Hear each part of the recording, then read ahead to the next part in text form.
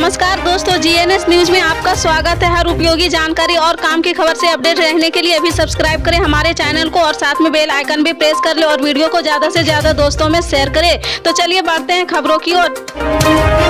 आपको बता दें, कोरोना वायरस को लेकर केंद्र सरकार अलर्ट है। कोरोना संकट के बीच मेडिकल ऑक्सीजन की सप्लाई सुनिश्चित करने के लिए स्वास्थ्य सचिव ने राज्य सरकारों को चिट्ठी लिखी है। स्वास्थ्य सचिव ने लेटर में राज्यों में वेंटिलेटर और ऑक्सीजन मशीनों दुरुस्त करने को कहा। इस बीच आज से एयरपोर्ट पर रैंडम टेस्टिंग की शुरुआत भी हो गई है। जिन यात्रियों की रिपोर्ट पॉजिटिव आएगी और उनको क्वारंटाइन में भी किया जाएगा। कोरोना के सब वेरिएंट BF7 के कारण पड़ोसी देश चीन में हाहाकार मचा हुआ है। आइए जानते हैं कोरोना संकट पर केंद्र स्वास्थ्य मंत्री मनसुख मांडविया ने क्या कहा। कोरोना वायरस संकट के बीच केंद्रीय स्वास्थ्य मंत्री मनसुख मांडविया ने आज कहा कि विदेश से आए यात्रियों को ट्रैक करेंगे। पैसेंजर को RT-PCR रिपोर्ट देनी होगी। एयरपोर्ट थर्मल स्कैनिंग होगी। अगर रिपोर्ट पॉजिटिव आती है तो संक्रमित को क्वारंटाइन में किया जाएगा।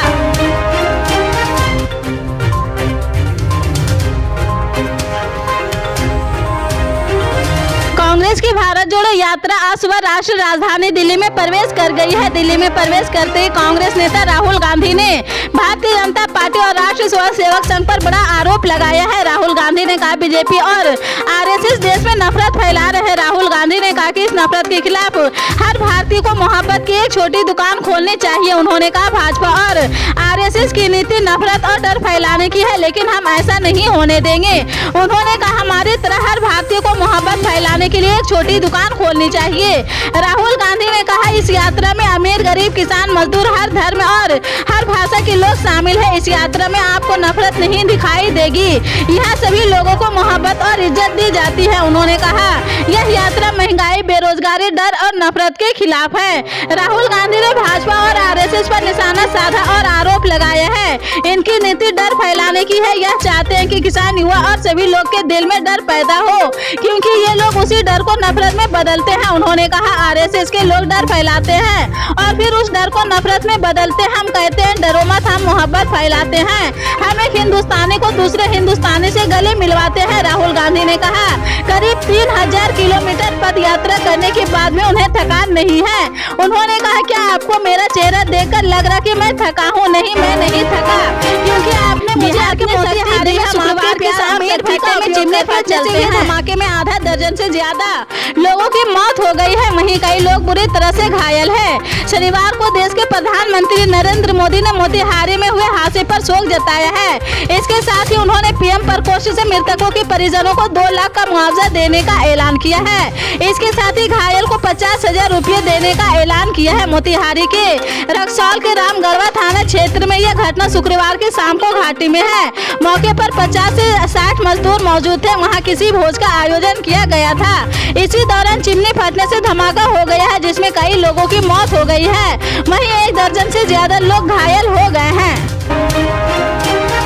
पटियाला जेल में 1 साल कारावास की सजा काट रहे नवजोत सिंह सिद्धू की अब 26 जनवरी 2023 को रिहा होने की चर्चाएं तेज हो गई है। वैसे तो अभी सिद्धू ने जेल में 6 महीने की सजा पूरी की है, लेकिन जेल में अच्छे व्यवहार की वजह से उन्हें समय से पहले जेल से रिहाई मिल सकती है। वहीं दूसरी तरफ एक लंबे समय के बाद पंजाब की राजनीति में दिखाई दिए पूर्व मुख्यमंत्री चरणजीत सिंह चन्नी के आने के बाद पंजाब कांग्रेस में हलचल तेज हो गई है। पंजाब कांग्रेस एक बार फिर अलग अलग धाड़ों में बढ़ती दिखाई दे रही। नवजोत सिंह सिद्धू की रिहाई की खबर से जहां उनके समर्थकों में खुशी से दिखाई दे रही, वहीं कुछ नेताओं को अब सिद्धू की रिहाई रास नहीं आने वाली है। सिद्धू को कांग्रेस में एक मजबूत प्रतिद्वंदी के रूप में देखा जा रहा, माना जा रहा कि जेल से आने के बाद कांग्रेस सिद्धू को कोई बड़ी जिम्मेदारी भी सौंप सकती है।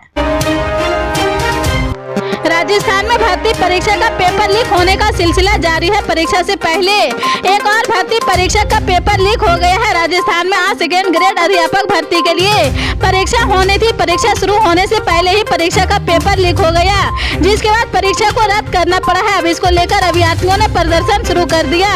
राजस्थान लोक सेवा आयोग की तरफ से वरिष्ठ अध्यापक भर्ती परीक्षा 2022 का पेपर आज आयोजित किया जाना था, जिसे लीक होने की वजह से निरस्त कर दिया है। बता दें आज मनोविज्ञान, शिक्षा और जीके का पेपर आयोजित किया जाना था, लेकिन उदयपुर में इससे पहले ही पेपर लीक वाहन सेवा की बस में परीक्षा का पेपर बड़ा मिला है, जिसकी वजह से हड़कंप मच गया है। इसकी सूचना RPSC की दी गई है, फिर आनन फानन में पेपर निरस्त करना पड़ा है। कोरोना महामारी की दस्तक से मध्य प्रदेश के इंदौर में गुलाबी ठंड के समय में राजनीति में गर्माहट आ गई। जनवरी माह में इंदौर में होने वाले प्रवासी भारतीय सम्मेलन को लेकर कांग्रेस ने प्रवासी भारतीयों द्वारा कोरोना फैलने की आशंका जताई है। दरअसल इंदौर शहर में जनवरी में होने वाले प्रवासी भारतीय सम्मेलन को लेकर तैयारियां जोरों पर है। प्रशासन इंदौर शहर को सजाने में लगा हुआ है, वहीं इसे लेकर राजनीति भी गर्माने लगी है। कांग्रेस द्वारा एक प्रतिनिधि मंडल ने CMHO ऑफिस पहुंचकर प्रवासी भारतीय सम्मेलन में आने वालों की जांच और शहर में बूस्टर डोज लगवाने के लिए सेंटर खोलने की मांग की है। हिमाचल प्रदेश की पूर्व शहरी विकास मंत्री सुरेश भारद्वाज ने कहा कि कांग्रेस सरकार की ओर से पिछली बीजेपी सरकार के समय खोले गए संस्थानों को डिनोटिफाई करना नकारात्मक राजनीति की शुरुआत है। पूर्व कैबिनेट मंत्री सुरेश भारद्वाज ने कहा कि कांग्रेस सरकार सोशल मीडिया पर भी कांग्रेस डिनोटिफाई सरकार के नाम से मशहूर हो रही है। उन्होंने कहा कि अब तक मंत्रिमंडल का विस्तार नहीं हो सका, सरकार जन विरोधी निर्णय लेने में लगी हुई है। उन्होंने कहा कि इस सबसे सरकार का एजेंडा और प्राथमिकता समझ आती है। आपको बता दें, श्री कृष्ण जन्म स्थान शाही ईदगाह विवाद मामले में आज मथुरा की कोर्ट ने विवादित स्थल के सर्वे के लिए आदेश जारी कर दिया है। अमीन को 20 जनवरी तक नक्शे सहित शाहिद ईदगाह विवाद स्थल की सर्वेक्षण रिपोर्ट कोर्ट को सौंपनी होगी। कोर्ट ने सभी प्रतिवादियों को भी नोटिस तामील करने का आदेश दिया है। सिविल जज सीनियर डिवीजन तृतीय सैनिका वर्मा की कोर्ट ने शाही ईदगाह के विवादित स्थल के सर्वे का आदेश दिया है। वादी के वकील शैलेश दुबे ने बताया कि हिंदू सेना की तरफ से दायर किए गए दावे में आदेश हुआ है। बता दें कि कोर्ट में दावा श्री कृष्ण जन्म स्थान की 13.37 करोड़ भूमि मुक्त कराने और शाही ईदगाह को विवादित स्थल से हटाने के लिए दायर किया गया है। वर्ष 2022 के आखिरी कुछ दिन ही शेष बचे हैं। जनवरी महीने की शुरुआत के साथ ही वर्ष 2023 का आगाज होने वाला है। हर नया महीना अपने साथ कुछ नए बदलाव लेकर आते हैं जो आम आदमी के लिए बहुत महत्वपूर्ण होते हैं। इन बदलावों का सीधा असर अब बाकी जिंदगी पर भी पड़ता है। कुछ बदलाव तो सीधे हमारे जेब पर असर डालते हैं। 1 जनवरी 2023 से भी कुछ जरूरी नियम बदलने वाले हैं। इनमें credit card, bank locker, GST, ई-इनवॉइसिंग, CNG, PNG के भाव और गाड़ियों की कीमतों से जुड़े बदलाव शामिल हैं। भारतीय रिजर्व बैंक की ओर से बैंक लॉकर से संबंधित नए निर्देश जारी किए हैं। यह नियम 1 जनवरी 2023 से लागू हो जाएंगे। इन नियमों के प्रभाव में आने के बाद लॉकर के मुद्दे पर बैंक अब ग्राहकों के साथ मनमानी नहीं कर पाएंगे। इन नियमों के लागू होने के बाद अगर बैंक लॉकर में रखे सामान को कोई नुकसान पहुंचाता है तो इसके लिए बैंक की जवाबदेही तय की जाएगी। बैंक और ग्राहकों के बीच एग्रीमेंट साइन किया जाएगा। यह 31 दिसंबर तक के लिए वैध रहेगा। बैंकों को ग्राहकों को लॉकर से जुड़े नियमों में बदलाव के बारे में सभी जानकारी MMS और अन्य माध्यम से देनी पड़ेगी।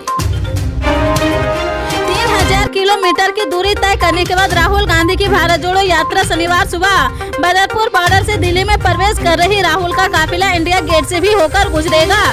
दिल्ली के 7 संसदीय क्षेत्रों में अलग अलग पड़ाव होंगे। यात्रा में पार्टी के आला नेताओं, कलाकार, खिलाड़ियों, युवाओं के साथ सभी वर्ग और समुदाय के लोगों और पार्टी के हजारों कार्यकर्ता शामिल होंगे। दिल्ली कांग्रेस के अध्यक्ष अनिल चौधरी ने कहा कि आज दिल्ली के लोगों ने दिखा दिया कि राहुल गांधी के इस दृढ़ संकल्प में वे सभी उनके साथ खड़े हैं। भारत जोड़ो यात्रा के विषय केवल राहुल गांधी के नहीं बल्कि आम जनता के हैं, जिन्हें लेकर हम आगे बढ़ रहे हैं। भारत जोड़ो यात्रा के दौरान इंडिया गेट पर हजारों की संख्या में समर्थकों की भीड़ देखने को मिली। लोग हाथों में तिरंगा, गुब्बारे और गांधी की तस्वीर वाले बैनरे लेकर खड़े थे।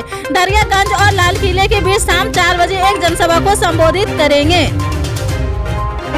स्वास्थ्य मंत्रालय ने सभी राज्यों को कोरोना से निपटने के लिए मेडिकल ऑक्सीजन की नियमित आपूर्ति सुनिश्चित करने के लिए चिट्ठी लिखी है। इसके साथ ही कहा कि PSA संयंत्रों को पूरी तरह चालू रखा जाए और उन्हें जांचने के लिए नियमित मॉल ड्रिल आयोजित किया जाए। स्वास्थ्य मंत्रालय ने लिखा है कि स्वास्थ्य सुविधाओं में लिक्विड मेडिकल ऑक्सीजन की उपलब्धता और उनकी रिफिलिंग के लिए बिना रुकावट के आपूर्ति चेन सुनिश्चित की जानी चाहिए। बैकअप स्टॉक और मजबूती के साथ ऑक्सीजन सिलेंडरों की पर्याप्त सूची, रिफिलिंग सिस्टम को बनाए रखा जाए। वेंटिलेटर से BSP जैसे लाइफ सपोर्टिव उपकरणों की उपलब्धता और SP02 सिस्टम उनके उपभोग्य सामग्रियों के साथ रहे। बिहार में पिछले कुछ दिनों से तापमान में गिरावट आने के साथ ठंड बढ़ रही सर्दी को देखते हुए शिक्षा विभाग ने राज्य के सभी सरकारी स्कूलों को 26 दिसंबर से 31 दिसंबर तक बंद करने का आदेश दिया है। बिहार शिक्षा विभाग की ओर से शुक्रवार 28 दिसंबर 2022 को आदेश जारी किया है, जो राज्य के सभी सरकारी स्कूलों पर लागू होगा। आदेश के अनुसार शीतलहर के मद्देनजर बिहार में 26 से 31 दिसंबर 2022 तक सभी सरकारी स्कूल बंद रहेंगे। वहीं मौसम की स्थिति को देखते हुए स्कूल बंद करने की अवधि को आगे भी बढ़ाया जा सकता है। बता दें कि बिहार की राजधानी पटना में आज न्यूनतम तापमान 12 डिग्री सेल्सियस जबकि अधिकतम तापमान 26 डिग्री सेल्सियस तक बना रहने का अनुमान है। वहीं अगले 2 दिन में कोहरे और शीतलहर की स्थिति बनी रह सकती है। पल पल के अपडेट जानने के लिए जुड़े रहे आप अपने GNS न्यूज चैनल से। मिलते हैं अगली बड़ी खबर के साथ, तब तक के लिए जय हिंद।